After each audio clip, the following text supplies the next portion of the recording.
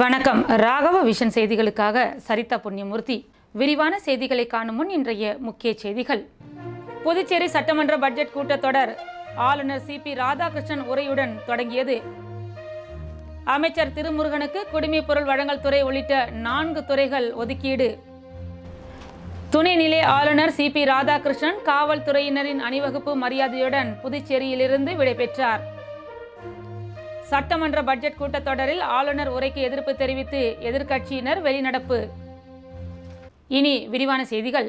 இன்று துவங்கிய புதுச்சேரி சட்டப்பேரவை கூட்டத்தொடரில் துணைநிலை ஆளுநர் சிபி ராதாகிருஷ்ணன் உரையாற்றினார். புதுச்சேரி சட்டமன்ற பட்ஜெட் கூட்டத்தொடர் இன்று துவங்கியது. ஆண்டின் முதல் கூட்டம் என்பதால் புதுச்சேரி பொறுப்பு ஆளுநர் சிபி ராதாகிருஷ்ணன் பேரவையில் உரை நிகழ்த்தினார். முன்னதாக பட்டு வேஷ்டி சட்டையுடன் பேரவைக்கு வந்த சிபி ராதாகிருஷ்ணனை சபாநாயகர் செல்வம் பூங்கொத்து கொடுத்து வரவேற்று பேரவை மண்டபத்திற்குள் அழைத்து சென்று அவரது இருக்கையில் அமர வைத்தார். பேரவையில் தொடக்கமாக தமிழ்த்தாய் வாழ்த்து பாடப்பட்டது.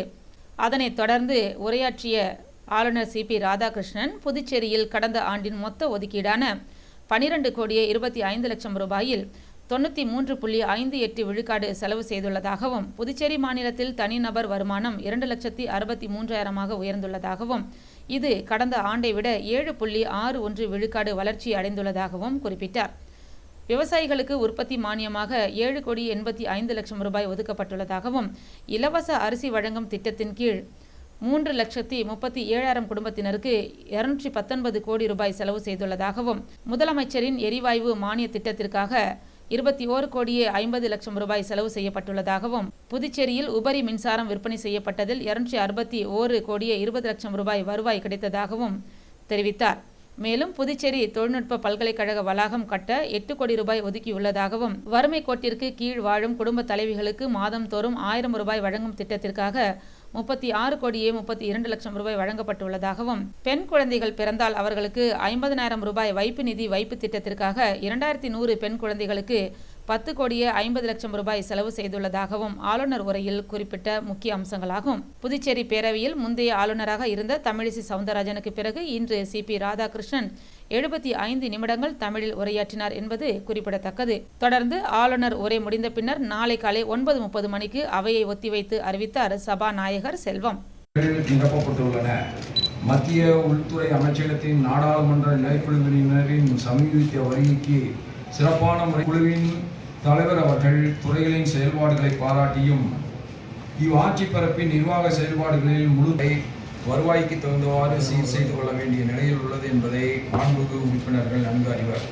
64 கோடி, அதாவது 93.58 விழுக்காடு செலவு செய்துள்ளது. இந்த செலவு முக்கிய நிதி குறியீடாக மொத்த உள்நாட்டு உற்பத்தியானது திகழ்கின்றது என்பதை மாண்புமிகு உறுப்பினர்கள் அறிவர். நமது ஆட்சி 2,63,068 அதுவும் நடப்பு விலை உயர்ந்துள்ளது. இது 7.61 விழுக்காடு வளர்ச்சியை காட்டுகிறது. என்னுடைய முகப்புரையின் நிறைவாக முந்தைய நிதி ஆண்டில் பல்வேறு முக்கிய திட்டங்கள் மற்றும் சாதனைகளை நான் தெரிவிக்க விரும்புகிறேன். அமைச்சர் திருமுருகனுக்கு குடிமைப் பொருள் வழங்கல் துறை உள்ளிட்ட 4 துறைகள் வழங்கப்பட்டுள்ளது. முன்னாள் போக்குவரத்து துறை அமைச்சர் சந்திர பிரியங்கா அமைச்சர் பதவியிலிருந்து நீக்கம் செய்யப்பட்ட நிலையில் கடந்த மார்ச் மாதம் 14ஆம் தேதி அமைச்சராக காரைக்காலை சேர்ந்த திருமுருகன் பதவியேற்றுக் கொண்டார். மேலும் அவருக்கு இலாக்கா ஒதுக்கப்படவில்லை. இதனைத் தொடர்ந்து பாராளுமன்ற தேர்தல் அறிவிக்கப்பட்டதை அடுத்து இலாக்கா இல்லாத அமைச்சராக திருமுருகன் இருந்து வந்தார். இந்நிலையில் இன்று காலை துணைநிலை ஆளுநர் சிபி ராதாகிருஷ்ணனை ஆளுநர் மாளிகையில் சந்தித்து திருமுருகனுக்கு இலாக்கா ஒதுக்குவது தொடர்பான கடிதத்தை முதலமைச்சர் ரங்கசாமி வழங்கினார். இந்நிலையில் அமைச்சர் திருமுருகனுக்கு குடிமைப் பொருள் வழங்கல் துறை, வீட்டு வசதி, கலை பண்பாட்டுத்துறை மற்றும் புள்ளியியல் துறை ஒதுக்கப்பட்டுள்ளது. இதேபோல் அமைச்சர் சாய்ஜே சரவணகுமாருக்கு ஆதி திராவிடர் நலத்துறை, சிறுபான்மை நலத்துறை மற்றும் தீயணைப்பு துறையும் ஒதுக்கப்பட்டுள்ளது. இலாக்கா மாற்றத்திற்கு ஆளுநர் ஒப்புதல் அளித்த நிலையில் அரசிதழில் வெளியிடப்பட்டுள்ளது. துணைநிலை ஆளுநர் சிபி ராதாகிருஷ்ணன் காவல்துறையினரின் அணிவகுப்பு மரியாதையுடன் புதுச்சேரியிலிருந்து விடைபெற்றார். புதுச்சேரியின் பொறுப்பு துணைநிலை ஆளுநர் சிபி ராதாகிருஷ்ணன் மகாராஷ்டிரா மாநில ஆளுநராக மாற்றப்பட்டுள்ள நிலையில் புதுச்சேரியிலிருந்து இன்று விடைபெற்றார். முன்னதாக காவல்துறையினரின் அணிவகுப்பு மரியாதையை ஏற்றுக்கொண்ட சிபி ராதாகிருஷ்ணனுக்கு சபாநாயகர் செல்வம், சட்டமன்ற எதிர்க்கட்சித் தலைவர் சிவா, அமைச்சர்கள், காவல்துறை உயர் அதிகாரிகள் ஆகியோர் வழி அனுப்பி வைத்தனர். விடைபெறுவதற்கு முன்னதாக செய்தியாளர்களை சந்தித்த சிபி ராதாகிருஷ்ணன், குறைந்த காலம் ஆளுநராக பணியாற்றினாலும் கிடைத்த வாய்ப்புகளை புதுச்சேரி மாநில மக்களுக்கு உயர்வாக பணியாற்றிய மன திருப்தி உள்ளதாக தெரிவித்த அவர், எழுச்சிமிகு புதுச்சேரி என்ற தாரக மந்திரம் இருந்ததன் அடிப்படையிலேயே பல்வேறு சீர்திருத்தங்களை குறுகிய காலத்தில் எடுத்துள்ளதாக தெரிவித்தார். மேலும் புதியதாக புதுச்சேரி ஆளுநராக நியமிக்கப்பட்டுள்ள கைலாசநாதன் கடந்த காலத்தில் குஜராத்தில் பணியாற்றி மிகவும் அனுபவம் வாய்ந்தவர் என்பதால் அவரது முழுமையான நிர்வாக திறனை புதுச்சேரி மக்கள் நன்கு பயன்படுத்திக் கொள்ள வேண்டும் எனவும் கேட்டுக்கொண்டார். மேலும் முதல்வரும் புதிய ஆளுநரும் இணைந்து எழுச்சிமிகு புதுச்சேரி உயர்ந்த லட்சியத்தை நோக்கி வழி நடத்துவார்கள் என்ற நம்பிக்கை உள்ளதாகவும் அவர் தெரிவித்தார். குறைந்த காலத்தில் நிர்வாக சீர்திருத்தங்களை மேற்கொண்டதாகவும் புதுச்சேரியில் கஞ்சா முற்றிலுமாக ஒழிக்கப்படவில்லை என்றாலும் வெகுவாக குறைந்துள்ளது என்பதை அனைவருமே உணர்ந்துள்ளதாகவும் குப்பை அள்ளுவதில் இருந்த சுணக்கம் முழுவதுமாக நீக்கப்பட்டு தற்பொழுது சுத்தமான மற்றும் பசுமையான புதுச்சேரியாக மாறி உள்ளது என்றும் அவர் தெரிவித்தார். மேலும் இலவச அரிசி வழங்கும் கோப்பிற்கு ஒப்புதல் அளித்தது குறித்து விளக்கம் அளித்த அவர் நேரடியாக பணம் வழங்கும் போது சந்தையில் அரிசிக்கான பற்றாக்குறை இல்லாத நிலையில் அவர்கள் நினைக்கும் அரிசி வாங்கலாம் என்றும், ஆனாலும் வங்கியில் செலுத்தும் பணம் பல்வேறு வழிகளில் செலவாகிவிடும் என்பதால் அரிசியாக கிடைக்க வேண்டும் என பெண்கள் நினைக்கின்றனர். அதனால் மாற்றத்தை ஏற்படுத்த அத்தியாவசியமாகிவிட்டது. எனவே மக்களுடைய சிந்தனைகளோடு இணைந்து பயணிப்பதுதான் பொது வாழ்க்கையின் அர்த்தமாக கருதுவதாக அவர் தெரிவித்தார். புதுச்சேரி மாநில துணைநிலை ஆளுநராக CP ராதாகிருஷ்ணன் 4 மாதங்கள் பொறுப்பு வகித்தார் என்பது குறிப்பிடத்தக்கது. சட்டமன்ற கூட்டத்தொடரில் ஆளுநர் உரைக்கு எதிர்ப்பு தெரிவித்து எதிர்க்கட்சியினர் வெளிநடப்பு செய்தனர். புதுச்சேரி சட்டமன்ற பட்ஜெட் கூட்டத்தொடர் இன்று துவங்கியது. ஆண்டின் முதல் கூட்டம் என்பதால் புதுச்சேரி பொறுப்பு ஆளுநர் CP ராதாகிருஷ்ணன் பேரவையில் உரை நிகழ்த்தினார்.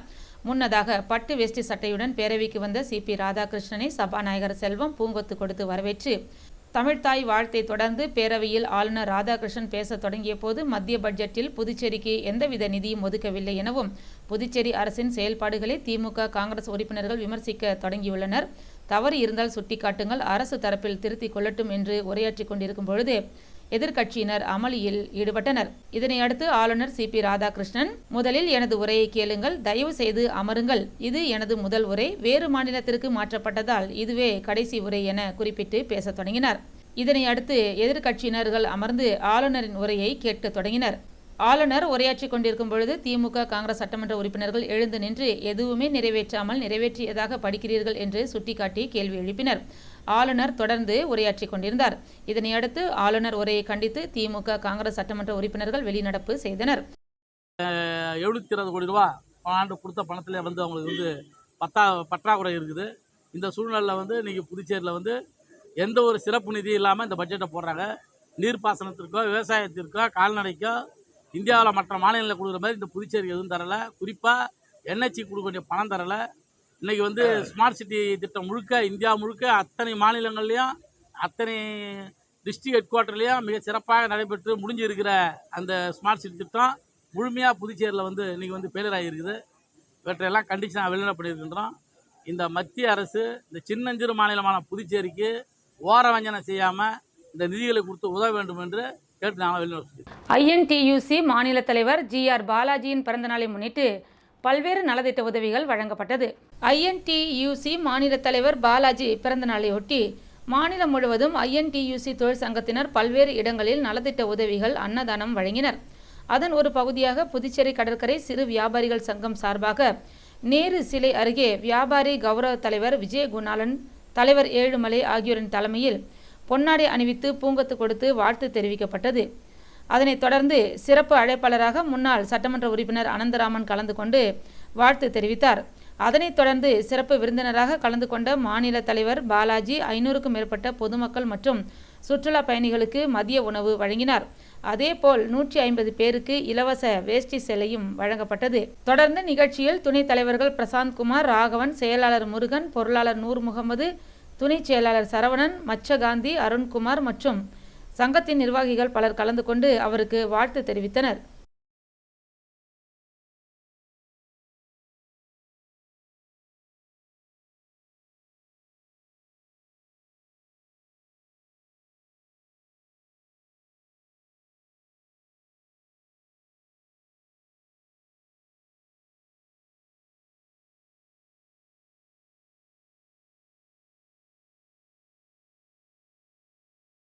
புதுச்சேரியில் பேருந்து மோதி காவலர் உயிரிழந்த விபத்தின் வீடியோ காட்சிகள் வெளியாகி பரபரப்பை ஏற்படுத்தியுள்ளது. புதுச்சேரி கருவடிக்குப்பம் பகுதியில் உள்ள பிள்ளையார் கோவில் வீதியை சேர்ந்தவர் காவலர் முருகன். காவல்துறையில் ஓட்டுநராக பணிபுரிந்த இவர் நேற்று முன்தினம் இரவு செல்லிப்பட்டு 10 கண்ணு சாலையில் சென்றபோது தனியார் பேருந்து மோதி தலையில் பலத்த காயம் ஏற்பட்டது. இதனைத் தொடர்ந்து அவர் மீட்கப்பட்டு அருகில் உள்ள தனியார் மருத்துவமனையில் அனுமதிக்கப்பட்டு பின்னர் மேல் சிகிச்சைக்காக ஜிப்மர் மருத்துவமனையில் அனுமதிக்கப்பட்டார். அங்கு தீவிர சிகிச்சை அளித்தும் பலன் அளிக்காமல் அவர் நேற்று காலை பரிதாபமாக உயிரிழந்தார். விபத்து குறித்து வில்லியனூர் போக்குவரத்து போலீசார் வழக்கு பதிவு செய்து விசாரணை நடத்தி வருகின்றனர்.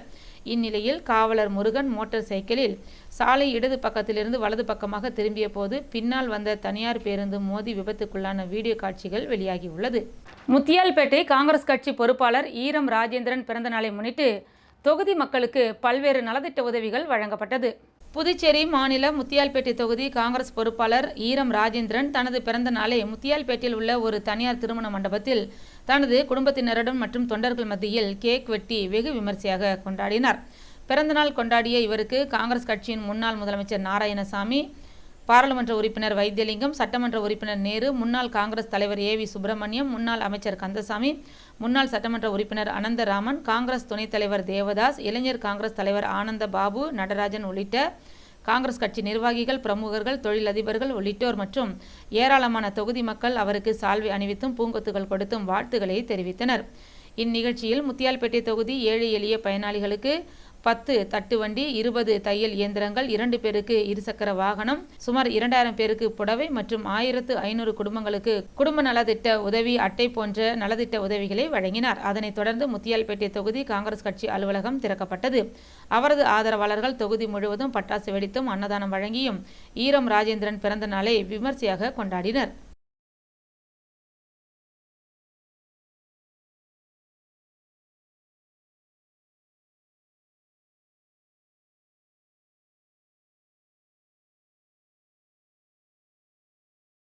சாய்ராம் வித்யாலயா சிபிஎஸ்இ பள்ளியில் இயற்கை பாதுகாப்பு நாளை முன்னிட்டு விழிப்புணர்வு பேரணி நடைபெற்றது. சென்னை சாய்ராம் கல்வி குழுமத்தின் ஒரு அங்கமான புதுச்சேரியில் இயங்கி வரும் சாய்ராம் வித்யாலயா சிபிஎஸ்இ பள்ளியில் டாக்டர் ஏபிஜே அப்துல் கலாமின் நினைவு தினம் மற்றும் இயற்கை பாதுகாப்பு நாளை முன்னிட்டு நடைபெற்ற வழிபாட்டு கூட்டத்தில் டாக்டர் அப்துல் கலாமிற்கு மௌன அஞ்சலி செலுத்தப்பட்டது. அதனைத் தொடர்ந்து இயற்கை பாதுகாப்பை அறிவுறுத்தும் வகையில் பள்ளி மாணவர்கள் வில்லியனூர் காவல்துறையினரின் உதவியோடு விழிப்புணர்வு பேரணியை நடத்தினர். பின்னர் வில்லியனூர் திருக்காமேஸ்வரர் திருக்கோயிலில் மாணவர்கள் துப்புரவு பணியில் ஈடுபட்டனர். இயற்கை பாதுகாப்பை போற்றவும் விழிப்புணர்வை ஏற்படுத்தவும் நெகிழிப்பையால் செய்யப்பட்ட ஆடை அலங்கார அணிவகுப்பு பள்ளி வளாகத்தில் நடத்தப்பட்டது. மேலும் விழாவில் பங்கேற்ற பெற்றோர்கள் அனைவருக்கும் மரக்கன்றுகள் வழங்கப்பட்டது. விழாவிற்கான அனைத்து ஏற்பாடுகளையும் பள்ளியின் தாளாளர் சாய் பிரகாஷ் லியோ முத்து அவர்களின் ஆலோசனைப்படி பள்ளி முதல்வர் டாக்டர் சுதா, பள்ளியின் கண்காணிப்பாளர் கருணாகரன் ஆகியோர் விழாவை சிறப்பாக ஏற்பாடு செய்திருந்தனர். கணுவாப்பேட்டை அரசு உயர்நிலைப் பள்ளியில் விளையாட்டுப் போட்டிகளில் வெற்றி பெற்ற மாணவர்களுக்கு பரிசுகள் வழங்கப்பட்டது. கணுவாப்பேட்டை அரசு உயர்நிலைப் பள்ளியில் 2023-24 ஆண்டிற்கான விளையாட்டுப் போட்டிகள் நடைபெற்றது. இந்த போட்டிகளை பள்ளியின் உடற்கல்வி ஆசிரியர் திருமாவளவன் நடத்தினார். விளையாட்டுப் போட்டிகளுக்கான பரிசளிப்பு விழா பள்ளி வளாகத்தில் நடைபெற்றது. இதில் வெற்றி பெற்ற மாணவ மாணவிகளுக்கு பள்ளியின் தலைமை ஆசிரியை விஜயலட்சுமி பரிசுகளை வழங்கி பாராட்டினார். மேலும் ஆசிரியை ருவியர் பெராசியா வரவேற்புரை ஆற்றினார். பள்ளியின் பொறுப்பு ஆசிரியர் இளஞ்செழியன் முன்னிலை வகித்தார். நிறைவாக உடற்கல்வி ஆசிரியர் திருமாவளவன் நன்றியுரை ஆற்றினார். இவ்விழாவில் அனைத்து நிலை ஆசிரியர்களும் கலந்து கொண்டு விழாவினை சிறப்பித்தனர். இவ்விழாவில் கிரிக்கெட் போட்டி, கயிறு இழுத்தல் போட்டி, ஓட்டப்பந்தயம், உயரம் தாண்டுதல் உள்ளிட்ட பல்வேறு போட்டிகள் நடைபெற்றது. ஒட்டுமொத்தமாக ஆண்கள் பிரிவில் ரிஷிவர்மன், பெண்கள் பிரிவில் ஸ்வேதா மற்றும் தேன்மொழி ஆகியோர் சிறப்பாக தங்களது திறமையை வெளிப்படுத்தினர்.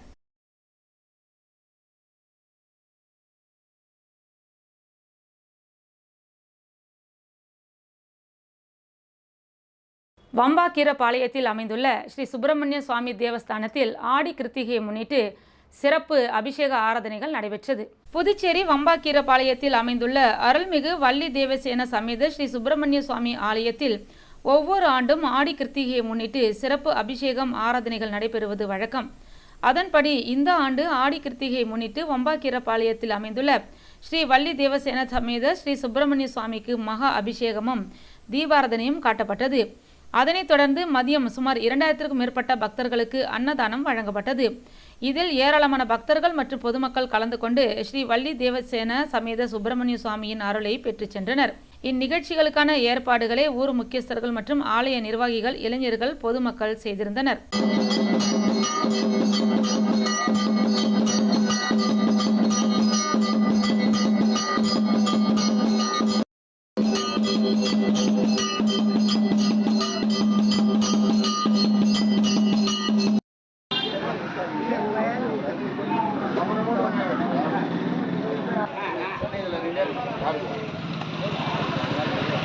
வில்லுப்பாளையம் கிராமத்தில் எழுந்தருளியுள்ள ஸ்ரீ செங்கழுநீர் அம்மன் ஆலயத்தில் விளக்கு பூஜை நடைபெற்றது. கடலூர் மாவட்டம் வடக்கு ஒன்றியத்திற்குட்பட்ட வில்லுப்பாளையம் கிராமத்தில் எழுந்தருளியுள்ள அருள்மிகு ஸ்ரீ செங்கழுநீர் அம்மன், அருள்மிகு ஸ்ரீ சக்தி விநாயகர் மற்றும் அருள்மிகு ஸ்ரீ பாலமுருகன் ஆலயத்தில் ஆடி மாதத்தில் அம்மனுக்கு உயர்ந்த மாதமாக விளங்கக்கூடிய இந்நாளில் ஸ்ரீ செங்கழுநீர் அம்மன் ஆலயத்தில் உள்ள பரிவார மூர்த்திகளுக்கும் மற்றும் மூலவர் உற்சவ மூர்த்திகளுக்கும் சிறப்பு அபிஷேகமாக சந்தனம், பால், தயிர், அபிஷேகத்தூள், பன்னீர், இளநீர், தேன், பழ வகைகள், பஞ்சாமிர்தம் போன்ற வாசனை திரவியங்கள் மூலம் காலை 10 மணிக்கு அபிஷேகமும் அதனைத் தொடர்ந்து மாலைகளால் அலங்கரிக்கப்பட்ட மூலவர் மற்றும் உற்சவர் மூர்த்திகளுக்கு மகார் தீபாரதனையும் நடைபெற்றது. அதனைத் தொடர்ந்து மாலை 6 மணிக்கு மேல் உலக நன்மை வேண்டியும் மாங்கல்ய பலம், திருமண தடைகள் நீங்க, குழந்தை பாக்கியம் பெற, கணவன் மனைவி ஒற்றுமை ஓங்க, உலக நன்மைக்காகவும் அஷ்டலட்சுமிகளின் அனுகிரகங்கள் கிடைப்பதற்காகவும் கூட்டுமுறை வழிபாடுகளுடன் விளக்கு பூஜைகள். இந்நிகழ்ச்சிக்கான ஏற்பாடுகளை கோவில் நிர்வாகத்தினர் மற்றும் ஊர் பொதுமக்கள் இளைஞர்கள் செய்திருந்தனர்.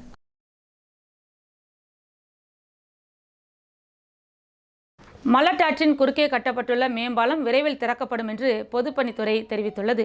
புதுச்சேரி கடலூர் சாலையில் ரெட்டிச்சாவடி பகுதியில் அமைந்துள்ள மலட்டாற்றின் குறுக்கே 5,34,00,000 ரூபாய் செலவில் புதியதாக மேம்பாலம் அமைக்கும் பணிகள் நிறைவடைந்துள்ள நிலையில் தற்போது வாகனங்கள் திருப்பிவிடப்பட்டு வெள்ளோட்டம் பார்க்கும் பணி நடைபெற்று வருகின்றது. விரைவில் பாலம் திறக்கப்படும் என்றும் இதன் மூலம் விபத்துக்கள் குறையும் என்றும் பொதுப்பணித்துறை அதிகாரிகள் தெரிவித்துள்ளனர். புதுச்சேரி கடலூர் சாலை பிரதான சாலையாக இருந்து வருகின்றது. இந்த சாலையில் நாளுக்கு நாள் வாகன போக்குவரத்து அதிகரித்து கொண்டே செல்கின்றது. ஆனால் சாலை தரம் உயர்த்தப்படாமலும் பாதுகாப்பு அம்சங்கள் செய்யப்படாமலும் இருந்தது. இதனால் விபத்துகள் அதிக அளவில் ஏற்பட்டன. குறிப்பாக தமிழக பகுதியான ரெட்டிச்சாவடி, காட்டுப்பாளையம் இடையே மலட்டாறு மேம்பாலம் குறுகலாக இருப்பதால் அடிக்கடி விபத்துகள் நடப்பதுடன் உயிரிழப்புகளும் ஏற்பட்டது. இதன் காரணமாக இந்த பாலத்தை அகலப்படுத்தி தரம் உயர்த்திட வேண்டும் என பொதுமக்கள் கோரிக்கை விடுத்தனர். புதிய மேம்பாலம் கட்டப்பட்டது. கடலூர் புதுச்சேரி சாலையில் புதியதாக தார் சாலை அமைக்கப்பட்டு மேம்படுத்தப்பட்டுள்ளது. மேலும் காட்டுப்பாளையம் முதல் முள்ளோடை வரை சென்டர் மீடியனும் அமைக்கப்பட்டுள்ளது.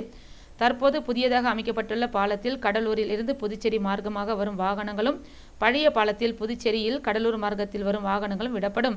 பழைய பாலமும் சீரமைக்க நடவடிக்கை எடுக்கப்பட்டு வருகின்றது. இதன் மூலம் சாலையில் விபத்துகள் குறையும். குறிப்பாக மலட்டாறு புதிய பாலம் பயன்பாட்டிற்கு வந்த பிறகு அப்பகுதியில் பெருமளவு விபத்துகள் தடுக்கப்படும் என்றும் தெரிவித்துள்ளனர். உழவர்கரை நகராட்சியில் திடக்கழிவு மேலாண்மை பணியாளர்களுக்கு சிறப்பு மருத்துவ முகாம் நடைபெற்றது. புதுச்சேரி உள்ளாட்சித்துறை சார்பில் கிரீன் வாரியர் அமைப்பு இணைந்து நடத்திய தூய்மை பணியாளருக்கான இலவச மருத்துவ சிகிச்சை முகாம் குர்மாம்பேட் பலம் மீட்பு பூங்காவில் நடைபெற்றது. இதில் பாண்டிச்சேரி மற்றும் உழவர்கரை நகராட்சிகளில் திடக்கழிவு மேலாண்மை பணியில் மேற்கொண்டு வரும் கிரீன் வாரியர் பணியாளர்களுக்கு பரிசோதனை முகாம் நடத்தப்பட்டது. இதில் சிறப்பு அழைப்பாளராக கலந்து கொண்ட உள்ளாட்சித்துறை இயக்குனர் சக்திவேல் தூய்மை பணியாளர்களுக்கான இலவச மருத்துவ முகாமை தொடங்கி வைத்தார். இதில் 200க்கும் மேற்பட்ட தூய்மை பணியாளர்கள் கலந்து கொண்டு பயனடைந்தனர். ஈஸ்ட் கோஸ்ட் மருத்துவமனையின் மருத்துவ குழுவினர் கலந்து கொண்டு பணியாளர்களுக்கு பரிசோதனை மேற்கொண்டனர். இதில் சர்க்கரை நோய், இரத்த அழுத்தம் உள்ளிட்ட பல்வேறு பரிசோதனைகள் மேற்கொள்ளப்பட்டது.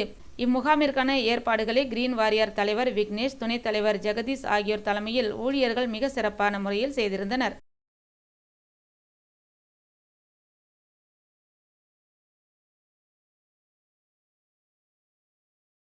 தார்மிக் லைஃப் ஃபவுண்டேஷன் சார்பில் அன்னதானம் வழங்கப்பட்டது. புதுச்சேரி அரசு ராஜீவ்காந்தி மகப்பேறு மருத்துவமனையில் தார்மிக் லைஃப் ஃபவுண்டேஷன் சார்பாக அன்னதானம் வழங்கப்பட்டது. தார்மிக் லைஃப் ஃபவுண்டேஷன் அரங்காவலர் ராஜகோபால் அவர்களின் வழிகாட்டுதலின்படி இந்த அன்னதானம் நடைபெற்றது. அன்னதான நிகழ்வை வழக்கறிஞரும் தார்மிக் லைஃப் ஃபவுண்டேஷன் நிறுவனருமான பாலாஜி ஒருங்கிணைத்தார். கர்ப்பிணி பெண்கள், அவர்களின் உதவியாளர்கள், ஏழை எளியோர்கள் மற்றும் பொதுமக்கள் திரளாக அன்னதானத்தில் கலந்து கொண்டனர். சென்னையை சேர்ந்த முருகானந்தம் இந்த அன்னதான நிகழ்விற்கு நன்கொடையை அளித்துள்ளார். இந்நிகழ்வில் அகிலா, லீலாவதி, அன்னபூரணி மற்றும் சீனிவாசன் ஆகியோர் தன்னார்வலராக பங்கு கொண்டனர்.